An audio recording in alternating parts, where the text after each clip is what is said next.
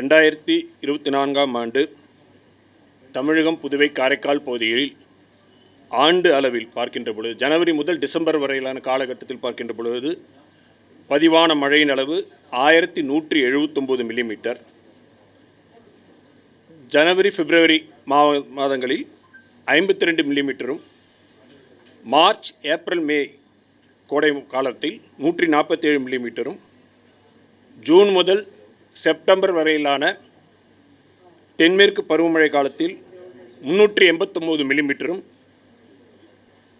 October November December வடகிழக்கு பருவமழை காலத்தில் 590 மில்லிமீட்டரும் பதிவாயிருக்கிறது.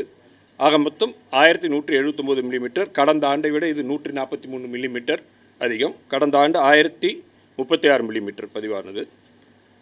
இயல்பிலிருந்து விலகலை பார்க்கின்ற பொழுது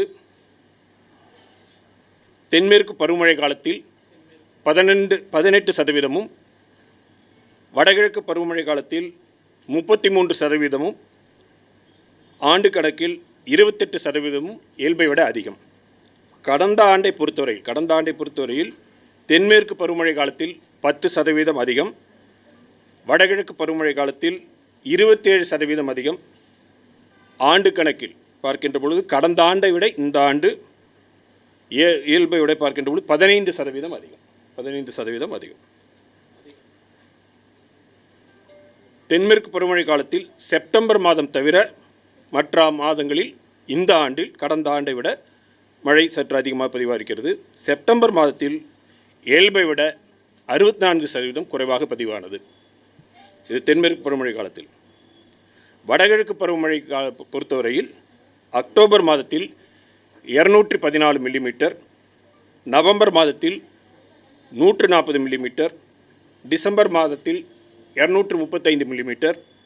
ஆக மொத்தம் பருவ காலத்தில் அக்டோபர் முதல் டிசம்பர் வரையிலான காலகட்டத்தில் முன்பே கூறியபடி 589.9 மில்லிமீட்டர் 590 மில்லிமீட்டர் பதிவாயிருக்கிறது. இயல்பிலிருந்து விலகலை பொறுத்தவரையில் அக்டோபர் மாதத்தில் இயல்பை விட 25% அதிகம், நவம்பர் மாதத்தில் இயல்பை விட 23% குறைவு, டிசம்பர் மாதத்தில் 164% இயல்பை விட அதிகம். மொத்தமாக சீசனில் பார்க்கும் பொழுது அக்டோபர் முதல் டிசம்பர் வரை காலகட்டத்தில் 33% அதிகம். கடந்த ஆண்டு 4% இயல்பை விட அதிகமாக இருந்தது. கிட்டத்தட்ட கடந்த ஆண்டை பொறுத்தவரையில் இந்த ஆண்டு 27% இயல்பை விட அதிகமாக பதிவாகிறது. குறிப்பாக நம்ம பார்க்கும் பொழுது பெஞ்சல் புயலால் மழை கிடைத்தாலும் 11 டிசம்பர் முதல் 14 டிசம்பர் வரையிலான காலகட்டத்தில் ஆழ்ந்த காற்றழுத்த தாழ்வு பகுதியின் காரணமாக பரவலாக பெரும்பாலான இடங்களில் நம் அதி கனமழையும் மிக கனமழையும் பார்த்திருக்கிறோம். அந்த மழை பதிவாகிறது. மாவட்ட அளவில் பார்க்கின்ற பொழுது தென்மேற்கு பருவமழை காலத்தில் நெல்லை ஒரே ஒரு மாவட்டத்தில் மட்டும் இயல்பை விட மிக அதிகமாக கிட்டத்தட்ட 265% இயல்பை விட அதிகமாக பதிவாகிறது.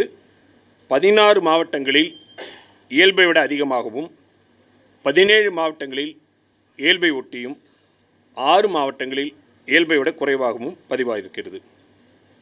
இது தென்மேற்கு பருவமழை காலத்தை பொறுத்த வரைக்கும். வடகிழக்கு பருவமழை காலத்தில் 6 மாவட்டங்கள் நெல்லை, சேலம், தருமபுரி, கிருஷ்ணகிரி, திருப்பத்தூர், விழுப்புரம் ஆகிய மாவட்டங்களில் இயல்பை விட மிக அதிகமாகவும், 23 மாவட்டங்களில் இயல்பை விட அதிகமாகவும், 11 மாவட்டங்களில் இயல்பாகவும் மழை பதிவாகிறது. 6 மாவட்டங்கள் மிக அதிகம், அதாவது 59% விட இயல்பை விட அதிகமாக இருந்தால் மிக அதிகம். லார்ஜ் எக்ஸஸ் 23 மாவட்டங்கள், இயல்பு 11 மாவட்டங்கள் பொறுத்த வரைக்கும்.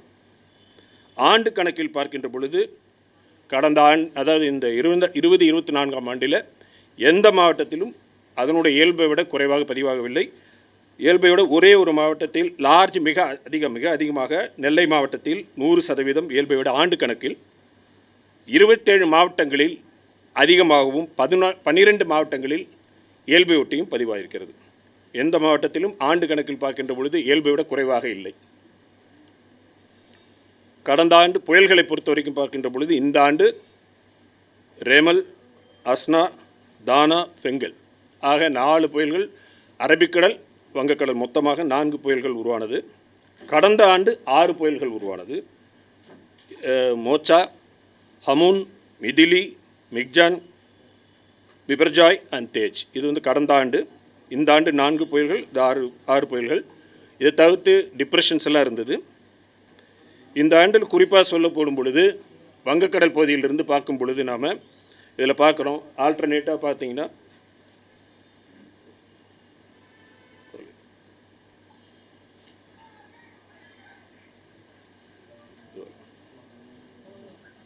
இது வரலையா?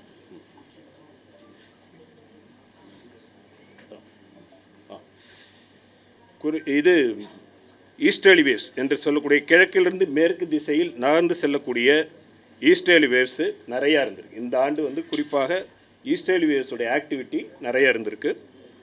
அதை தவிர்த்து எம்ஜேஓவும் அக்டோபர் மாதம் மற்றும் டிசம்பர் மாதத்தில் அதனுடைய பங்கு அளித்திருக்கிறது.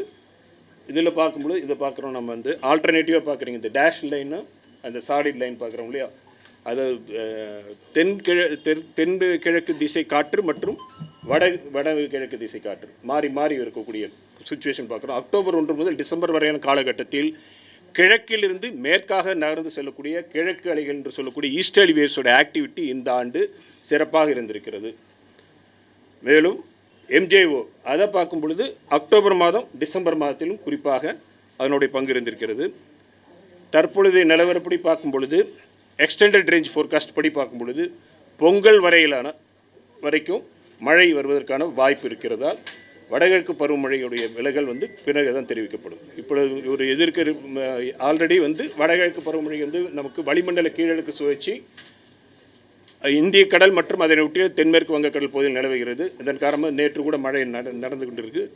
அப்புறம் 2-3 தினங்களுக்கு பிறகு 7ஆம் தேதி முதல் மீண்டும் மழை வருவதற்கான வாய்ப்புகள் இருக்கின்ற காரணத்தால் பொங்கல் வரை இருக்கின்ற காரணத்தால் இது குறித்து பின்னர் தெரிவிக்கப்படும். கடந்த ஆண்டு நம்ம வந்து 16ஆம் தேதி அக்டோபர் மாதம் இது வடகிழக்கு பருவமழை இதுவானது. இந்த ஆண்டு 15ஆம் தேதி.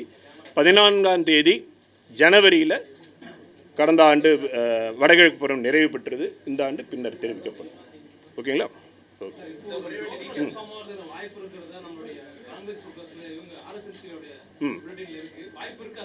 அதான் இப்போ அது இந்த எக்ஸ்டெண்டட் ரேஞ்சில் தான் சொல்கிறோமே. எக்ஸ்டெண்டட் ரேஞ்ச் படமே காட்டுறோம் இல்லையா?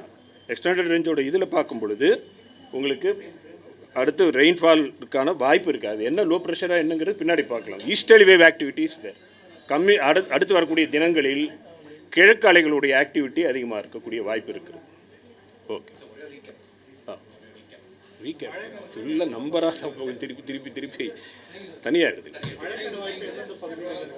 இது தென்னிந்திய பகுதி. இப்போ நமக்கு பொதுவாக மிதமான மழை 1-2 பகுதியில் வந்து கனமழை இருக்கும். தெற்கு பகுதியில் தான் அதிகமாக இருக்கும்.